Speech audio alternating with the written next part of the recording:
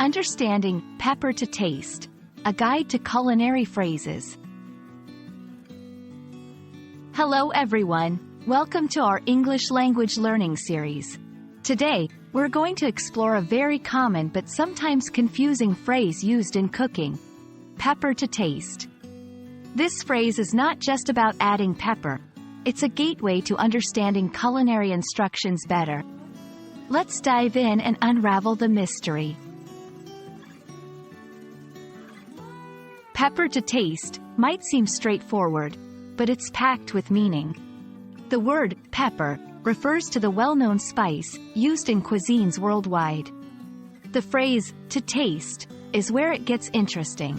It means adding an ingredient, in this case, pepper, according to your preference for its flavor.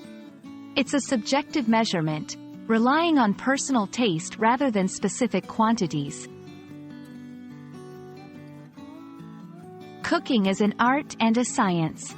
While some recipes require precise measurements, others allow for personal interpretation. To taste, phrases embrace the artistic side of cooking, encouraging you to trust your palate. This approach makes cooking more flexible and personal. It's especially useful for ingredients like salt, pepper, or spices, where too much or too little can significantly affect the dish. To effectively use pepper to taste, start with a small amount. Taste your dish, and then add more if needed. Remember, you can always add more, but you can't take it out once it's in. This method helps you develop your taste preferences and become more confident in adjusting flavors. Taste preferences can vary widely across cultures. What is considered perfectly seasoned in one culture might be too bland or too spicy in another.